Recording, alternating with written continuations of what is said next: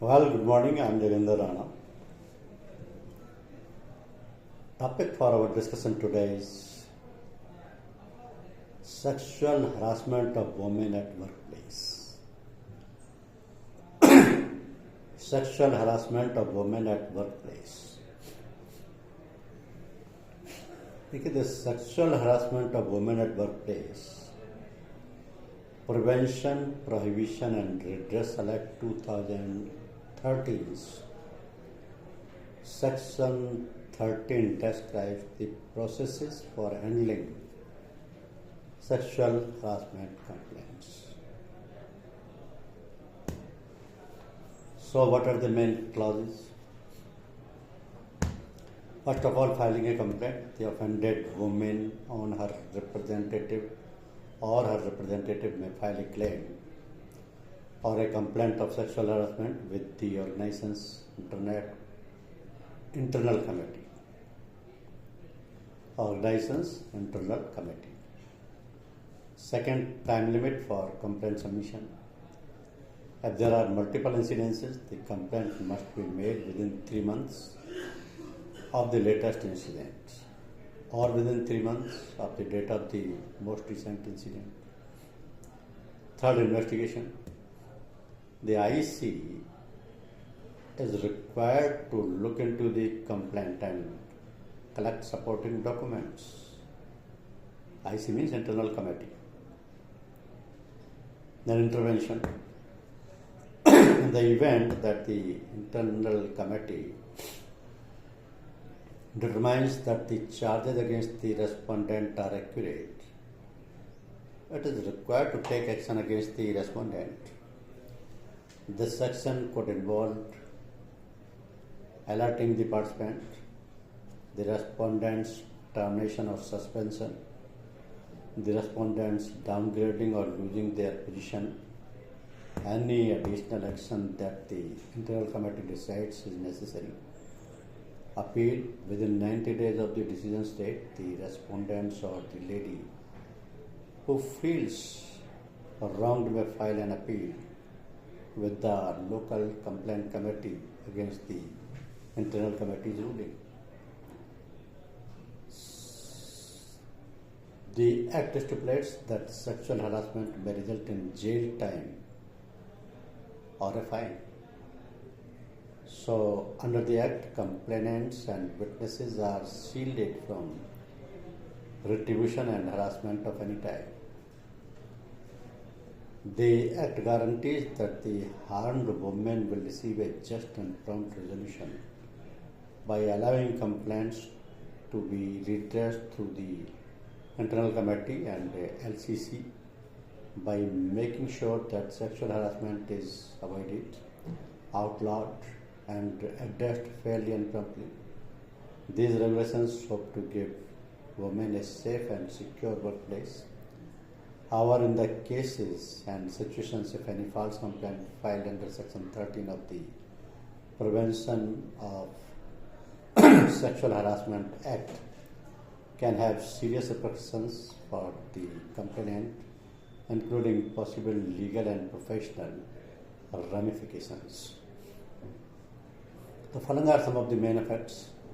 The complainant faces a sentence in prison, a fine, or both. The employer may issue a written warning to the complainant. The employer has the authority to reprimand or censor the complainant. The complainant may not receive a promotion or any other advantages. The complainant may not get a pay increase or an increment. The complainant may have their service terminated in severe circumstances. It may be necessary to have a counseling session with the complainant. Community service may be mandated for the persons who filed the complaint. For filing a fraudulent complaint, the complainant may be subject to legal action under the Indian Penal Code. Making a false complaint might cause the complainant to lose credibility and trust, which can harm their reputation.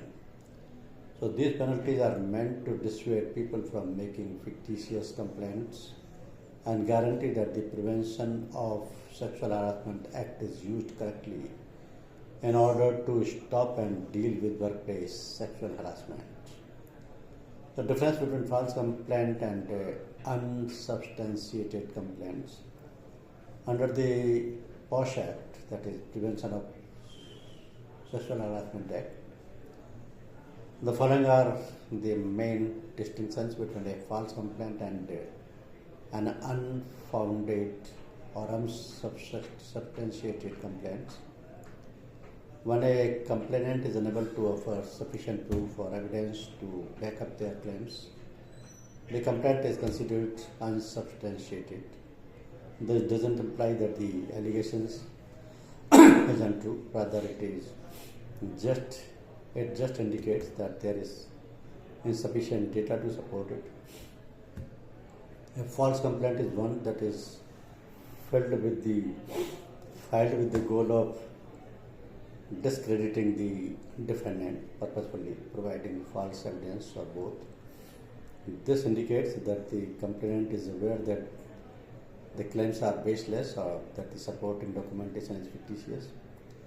Determining whether a complaint is unfounded or fraudulent requires understanding its motivations.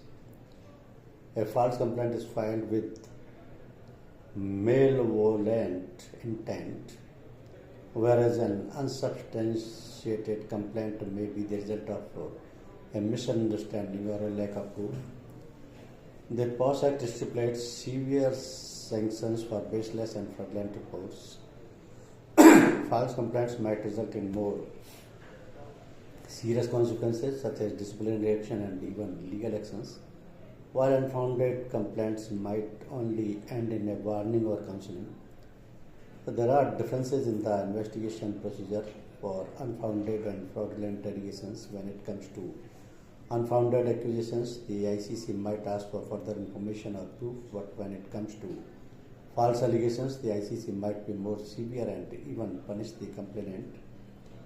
As per the POSH Act, the information in the complaint and the investigation process must be kept private to make sure the respondent is not unfairly singled out. The ICC may have to provide the employer and respondent with the specifics of the complaint if it is incorrect. Although unfounded complaints may nonetheless be detrimental to the respondent, unfounded complaints may have serious, long-lasting effects on the respondent's career and reputation. So while unfounded and fraudulent complaints can both be harmful, the main distinction are in the motivations behind the complaints, the supporting documentation and sanctions that are applied. So in case you wish to discuss and talk on any such matter, the 10 key points and its implication have to be understand. Filing a complaint, time limit for complaint submission, investing process, action against the respondent, appeal process, penalties for sexual harassment, protection for complainants and witnesses, redressal mechanism, consequences of false complaints, distinction between false and unsubstantiated complaints. So these points highlight the key aspects of handling complaints under Section 13 of the POSH Act and it emphasize the importance of integrity and accuracy in the complaint processes.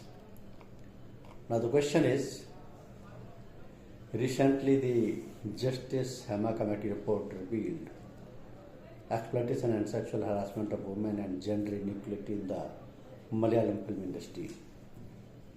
So sexual harassment at workplace, the definition is, it refers to any unwelcome sexual advance, demand for sexual favors or other verbal or physical conduct of a sexual nature that occurs at workplace.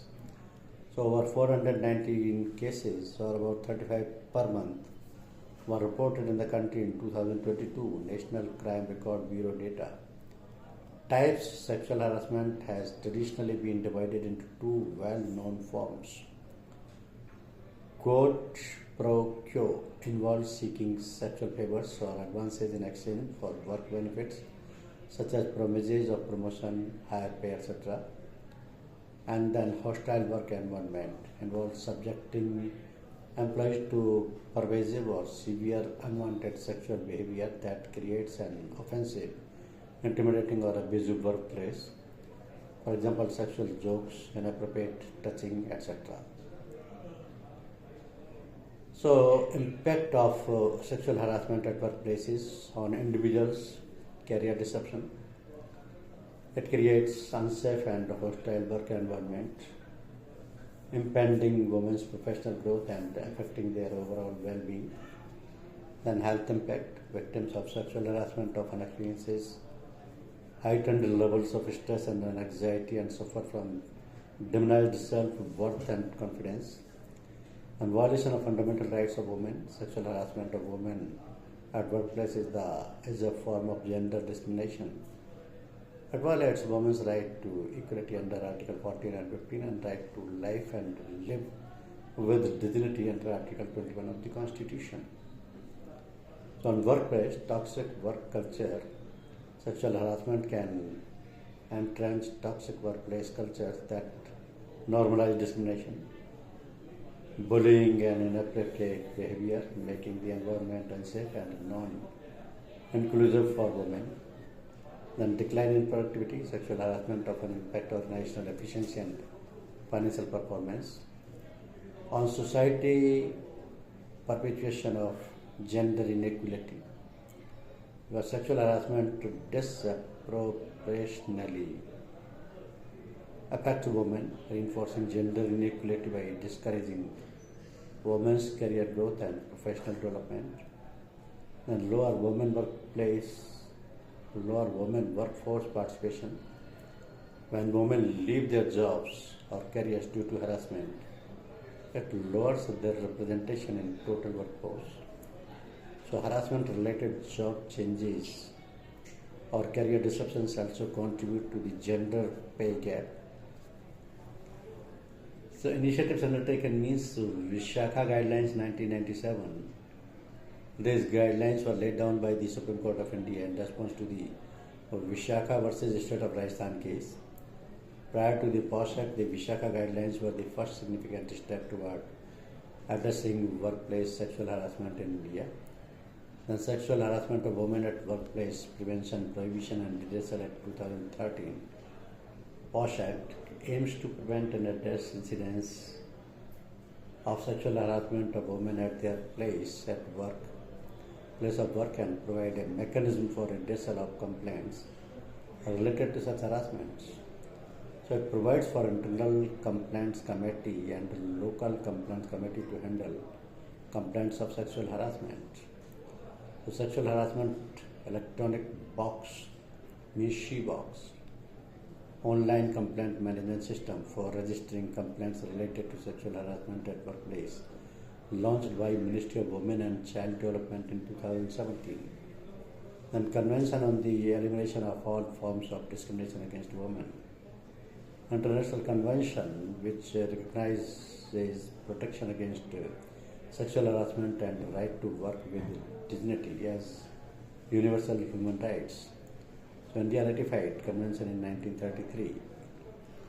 Now the way forward, strengthening implementation of the POSH Act by conducting random audits to ensure that companies have set up ICCs and introducing stricter penalties on organizations that fail to comply. Local complaints committees should be made more accessible to women in informal sector. Then promoting gender equality in the workplace. Gender diversity in senior positions helps to dismantle patriarchal structures and reduces the occurrence of harassment.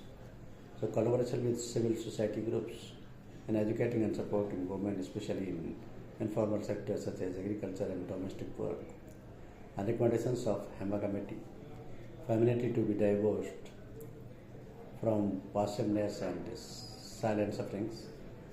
Characterization of women in cinema, depicting as holders of powerful positions like civil servants, ambassadors, leaders, etc.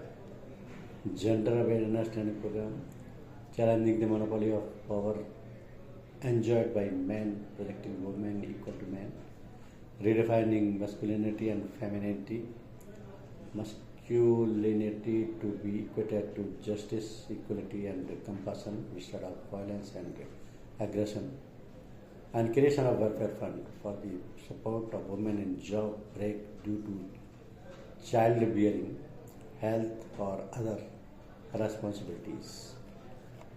So this is something because reason for sexual harassment at workplace are normally power imbalance due to male domination, gender inequality, and stereotypes, then perceived impunity by persons in authority, lack of accountability, and lack of awareness and education. These are the certain aspects because reasons for persistence of sexual harassment despite initiatives are underreporting due to fear of retaliation, non-formation of internal complaints committee, limited resources for women in formal sector, and lack of awareness about initiatives. Thank you. Thank you very much.